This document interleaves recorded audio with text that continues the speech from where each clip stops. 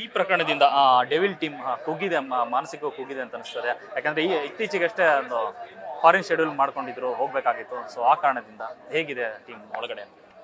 Sir, team situation ಹೇಗಿದೆ ಅಂತ ನನಗೆ ಗೊತ್ತಿಲ್ಲ. ಬಿಕಾಸ್ ಅಫ್ಕೋರ್ಸ್ ಅಂದರೆ ಇನ್ವೆಸ್ಟ್ ಮಾಡಿರೋರಾಗಲಿ, ಪ್ರೊಡ್ಯೂಸರ್ಸ್ ಆಗಲಿ, ಸಾಕಷ್ಟು ಜನ ಟೆಕ್ನಿಷಿಯನ್ಸು ತುಂಬ ಕಷ್ಟಪಟ್ಟಿದ್ದಾರೆ ಈ ಒಂದು ಸಿನಿಮಾನ ಅಲ್ಲಿ ತನಕ ತರೋದಕ್ಕೆ.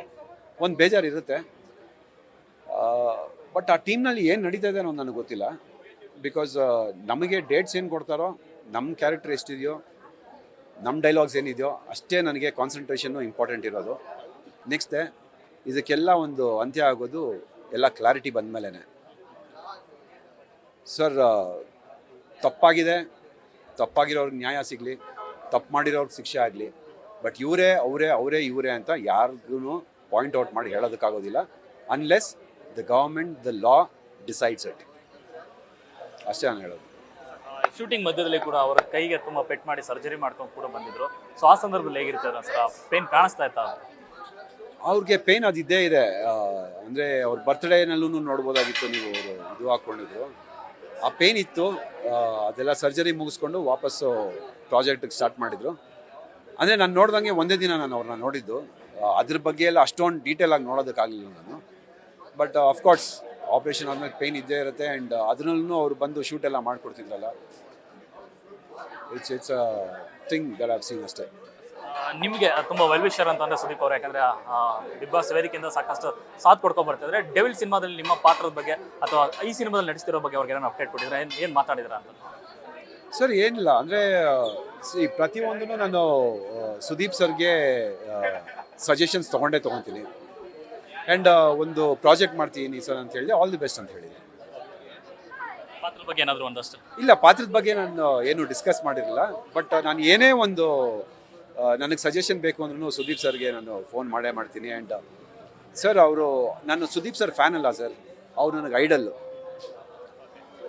ಯಾಕೆಂದರೆ ಅವ್ರು ಏನು ಮಾಡಿದ್ರು ನಾನು ಅದನ್ನು ಪಕ್ಕಾ ನೋಡಿಬಿಟ್ಟು ಫಾಲೋ ಮಾಡ್ತೀನಿ. ಅದನ್ನು ಅವ್ರ ಮಾತುಗಳಾಗಲಿ, ಅವರ ನಡವಳಿಕೆ ಆಗಲಿ, ಅಥವಾ ಅವರು ಮಾತು ಒಂದು ಬಾಯಿಂದ ಹೊರಗಡೆ ಬಂದರೆ ಅದಕ್ಕೊಂದು ಪಾಯಿಂಟ್ ಇರುತ್ತೆ, ಒಂದು ತೂಕ ಇರುತ್ತೆ. ಅದನ್ನು ನಾನು ಫಾಲೋ ಮಾಡ್ತೀನಿ. So Sudeep sir is my idol. ಅವ್ರನ್ನ ಏನೇ ಇದ್ರೂ ನಾನು ಅವ್ರಿಗೆ ಹೇಳ್ತೀನಿ, ಅವ್ರು ನನಗೆ ಸಜೆಸ್ಟ್ ಮಾಡ್ತಾರೆ. ಸೊ ಇದ್ರ ಬಗ್ಗೆ ನಾನು ಹೇಳಿದ್ದೆ, ಆಲ್ ದಿ ಬೆಸ್ಟ್ ಹೇಳಿದರು. ಸರ್, ಈ ವಿಚಾರದಲ್ಲಿ ಅಂದರೆ ದರ್ಶನ್ ಅವರ ಫ್ಯಾನ್ಸ್ ಆಗಲಿ ಮತ್ತೊಂದಾಗಲಿ ಅಂದರೆ ವಾರ್ ನಡೀತಾನೆ ಇರುತ್ತೆ. ಈ ವಿಚಾರದ ನಂತರದಲ್ಲಿ ಸಾಕಷ್ಟು ಜನ ಬೇರೆ ಒಂದಷ್ಟು ಫೇಕ್ ಅಕೌಂಟ್ ಇಲ್ಲೂ ಸ್ಟಾರ್ಟ್ ಆಗಿಬಿಟ್ಟಿದೆ. ಆ್ಯಕ್ಚುಲಿ ಈ ಘಟನೆ ಮೇಲೆ ಟಾರ್ಗೆಟ್ ಮಾಡಿ ಇನ್ನೊಂದಷ್ಟು ಬೇರೆ ಬೇರೆ ತಿರುವು ಕೊಡೋ ಥರ ವಿಚಾರಗಳು ಇದೇ ಸರ್ ಆಗ್ತಿರೋದು ಪ್ರಾಬ್ಲಮ್. ಒಬ್ಬರಿಗೆ ಒಂದು ಐಡಿ ಅಂತ ಫಿಕ್ಸ್ ಆಗೋಯ್ತು ಅಂದರೆ ಇಷ್ಟು ಸಾವಿರ ಲಕ್ಷಾಂತರ ಐಡಿಗಳು, ಫೇಕ್ ಐಡಿಗಳು ಕ್ರಿಯೇಟ್ ಆಗಲ್ಲ. ಈ ಥರದ್ದೆಲ್ಲ ಇನ್ಸಿಡೆಂಟ್ಗಳೇ ನಡೆಯೋದಿಲ್ಲ. ಏನು ಮಾಡೋದು? ಹೆಂಗೆ ತಡಿತೀರಾ ನೀವು ಇದನ್ನು? ಫ್ಯಾನ್ ವಾರ್ಸ್ ನಡೆಯುತ್ತೆ, ಫ್ಯಾನ್ ವಾರ್ಸ್ ನಡೀತಾನೆ ಇರುತ್ತೆ. ನಮಗೆ ಅವ್ರು ಬೇರೆ ಇವ್ರು ಬೇರೆ ಅಂತಲ್ಲ ಸರ್. ನಾವು ಸಿನಿಮಾ ರಂಗದಲ್ಲಿರೋರು, ನಮ್ಮ ಕನ್ನಡ ಇಂಡಸ್ಟ್ರಿನಲ್ಲಿ ನಮಗೆಲ್ಲರೂ ಒಂದೇ ಸರ್. ಅವರೆಲ್ಲ ನಮಗೆ ಲೆಜೆಂಡ್ಸು, ಎಲ್ಲರೂ ಒಂದೇ ಥರ ನೋಡ್ತೀವಿ.